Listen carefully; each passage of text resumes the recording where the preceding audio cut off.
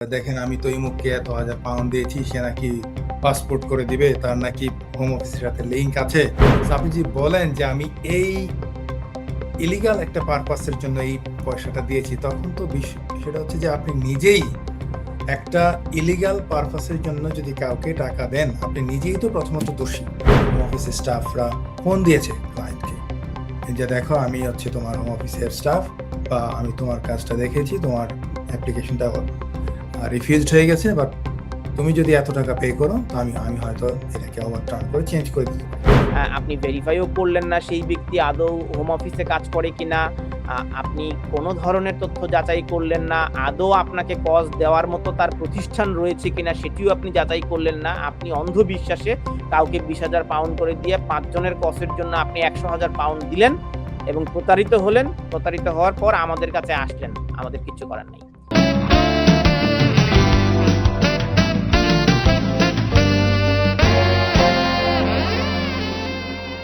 দেখা গেল যে হোম অফিসের সামনে স্যুট টাই পরে দাঁড়ায় একটা ছবি দিয়ে দিল ফেসবুকে, আর তো বাংলাদেশ থেকে মনে করলো এই লোক মনে হয় হোম অফিসের অনেক বড় অফিসার, আর গিয়ে ওনারা টাকা দেওয়া শুরু করলো। এখন আসে আইসা সেরা অথবা এখানে আছে, এখন দিল 20,000 পাউন্ড। আসলে ওই লোক ওখানে হয়তো কোনো একটা সিকিউরিটি গার্ডের কাজ করে, অথবা কোনো একটা কাজ করে, অথবা কাজ করেই না। এখন টাকাও আনতে পারে না, বলতেও পারে না, কারণ বললে ওনারা পুলিশে ধরে নিয়ে যাবে, তুমি আবার 2 নাম্বারি করে টাকা দিছো। এরকম বহু অভিযোগ আছে সঞ্জয় রায়। আপনি কি একটু বলবেন কিভাবে সতর্ক থাকবে আমাদের কমিউনিটি? বিষয়টা হচ্ছে কি, মানে আমরা তো প্র্যাকটিসে আছি, আমরা আসলে এই জিনিসগুলি অহরহ দেখে থাকবে যে অনেকেই আছে বলে যে দেখেন আমি তো ইমুককে এত হাজার পাউন্ড দিয়েছি, সে নাকি পাসপোর্ট করে দিবে, তার নাকি হোম অফিসের সাথে লিঙ্ক আছে, এই সেই। তো এখন এইগুলি তো বিষয়টা হচ্ছে কি, দেখেন আপনি যখন তার কাছ থেকে টাকাটা আদায় করতে যাবেন, আপনি পুলিশে কমপ্লেইন করতে যাবেন, বা আপনি তার বিরুদ্ধে একটা সিভিল মানি রিকভারির জন্য মামলা করতে যাবেন, তো আপনি কিভাবে করবেন মামলাটা? প্রশ্ন হচ্ছে আপনাকে তো গিয়ে বলতে হবে যে আপনি কি কারণে, কোন পারপাসে আপনি টাকাটা কাউকে দিয়েছেন। আপনি যদি বলেন যে আমি এই ইলিগাল একটা পারপাসের জন্য এই পয়সাটা দিয়েছি, তখন তো বিষয়টা হচ্ছে যে আপনি নিজেই একটা ইলিগাল পারপাসের জন্য যদি কাউকে টাকা দেন, আপনি নিজেই তো প্রথমত দোষী।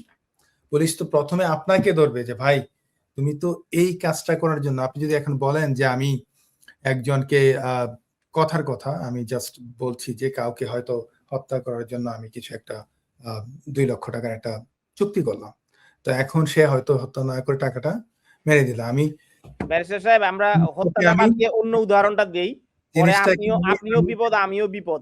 না জিনিসটাকে আমি সহজ করে, হ্যাঁ, অন্য একটা উদাহরণ দেই। আই এম সরি, এটা এক্সপান্স করছি। আমি হত্যাটাকে আমি ইয়ে করতে চাচ্ছি না, এক্সপান্স করছি। লাইভে এক্সপান্স করছি, বাট তারপরেও কথার কথা আমি একটা যে কোনো অবৈধ পারপাসে যদি আমি কাউকে একটা কন্ট্রাক্ট করি, যে কন্ট্রাক্টটাই হচ্ছে আপনার এনফোর্সেবল না, আমাদের আইনের ভাষায় বলি যে আমাদের এনফোর্সেবলই না, void have an issue. So এখন এই কন্ট্রাক্টটাই যদি আপনার ভয়েড হয়, দ্যাট মিনস হচ্ছে তা আপনি যে পারপাসে আপনি কন্ট্রাক্টটা করতে যাচ্ছেন, তো সেটার জন্য তো আপনি মামলা করতে পারবেন না যদি এই কন্ট্রাক্টটা সে করতে ব্যর্থ হয়, বা ব্রিচ অফ কন্ট্রাক্টের জন্য।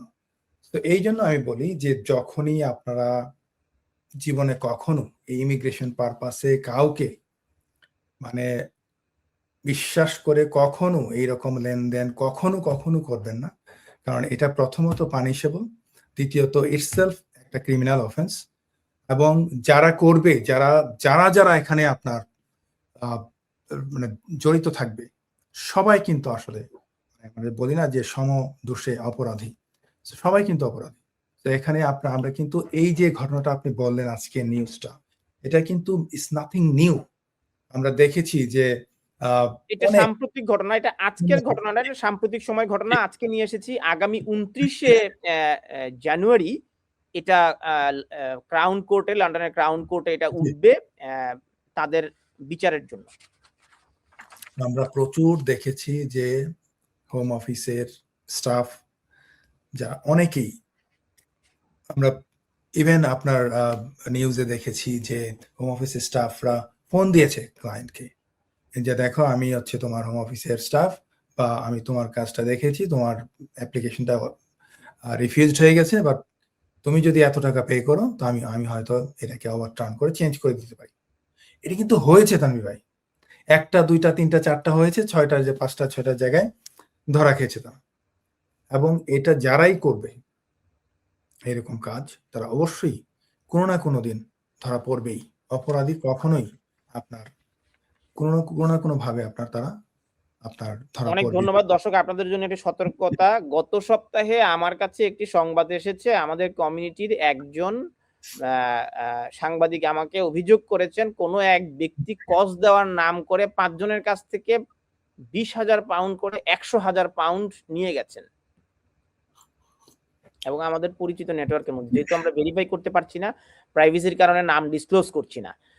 এবং আমার প্রশ্ন ছিল, যখন আপনি অর্থ দিলেন কাউকে আপনি জিজ্ঞেস করলেন না, গোপনে লেনদেন করলেন, আপনি ভেরিফাইও করলেন না সেই ব্যক্তি আদৌ হোম অফিসে কাজ করে কিনা, আপনি কোনো ধরনের তথ্য যাচাই করলেন না, আদৌ আপনাকে কজ দেওয়ার মতো তার প্রতিষ্ঠান রয়েছে কিনা সেটিও আপনি যাচাই করলেন না, আপনি অন্ধ বিশ্বাসে কাউকে 20,000 পাউন্ড করে দিয়ে 5 জনের কজের জন্য আপনি 100,000 পাউন্ড দিলেন এবং প্রতারিত হলেন। প্রতারিত হওয়ার পর আমাদের কাছে আসলেন, আমাদের কিছু করার নাই। কিন্তু এখন আমরা আপনাদের তথ্য নিয়ে সংবাদ করব, আপনি আপনার পরিচয় ডিসক্লোজ করতে পারবেন না, কারণ আপনি দিয়েছেন এটার কোনো ডকুমেন্টস আপনি দেখাতে পারবেন না, কেন দিয়েছেন সেটিরও ডকুমেন্ট দেখাতে পারবেন না, কাজটি অবৈধ।